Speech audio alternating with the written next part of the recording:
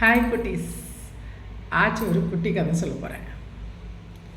சாந்தனும் அஹிரா அப்படின்னு 2 ஃப்ரெண்ட்ஸ் இருக்காங்க. 2 பேர் ரொம்ப குட் ஃப்ரெண்ட்ஸ். ஆனால் அவங்களுக்கு டீச்சர்ஸ் வேறு, குருமார்கள் வேறு. சாந்தனுக்கு வேறு குரு, அஹிராவுக்கு வேறு குரு.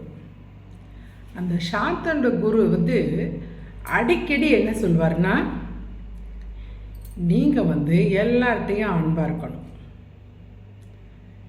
எல்லார்ட்டையும் பணிவாக நடந்துக்கணும், தற்பெருமை பேசக்கூடாது அப்படின்னு அடிக்கடி பசங்கக்கிட்ட பிள்ளைகிட்ட சொல்லிகிட்டே இருப்பார்.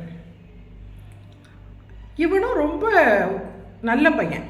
யார்? சாந்தனுமே ரொம்ப நல்ல பையன். குரு சொல்கிறத கேட்டு நடந்துட்டுருக்கான். ஒரு நாள் பார்த்திங்கன்னா சாந்தனும் அஹிரா 2 பேரும் ஒரு நாள் மீட் பண்ணுறாங்க. ஈவினிங் போல் மீட் பண்ணுறாங்க.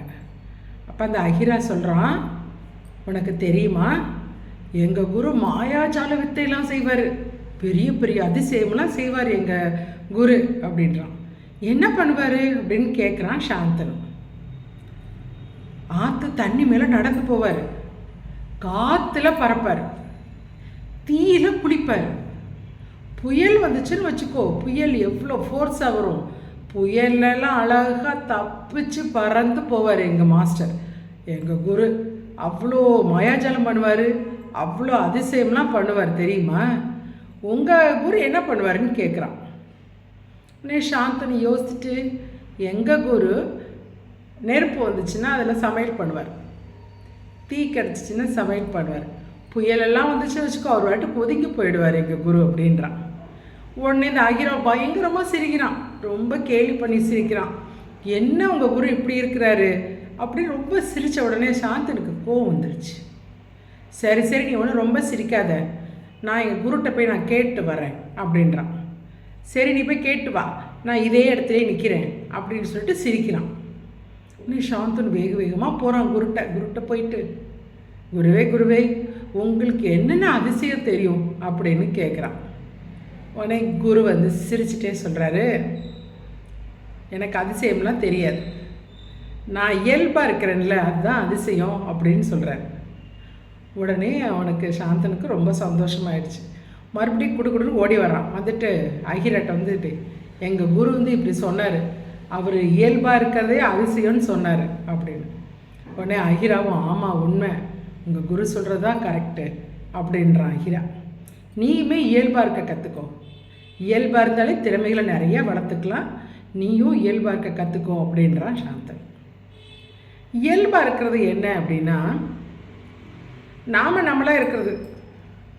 மற்றவங்க என்ன நம்மளை கமெண்ட் பண்ணாலும் சரி, நம்மளை என்ன குறை சொல்லிட்டு கமெண்ட் பண்ணாலும் இந்த காதில் வாங்கிட்டு விட்டுறணும்.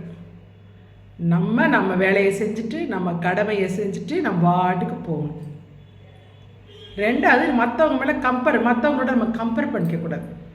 நீ பெருசா நான் பெருசா, நீ பெரியவனா நான் பெரியவனா அப்படின்னு கம்பேர் பண்ணக்கூடாது.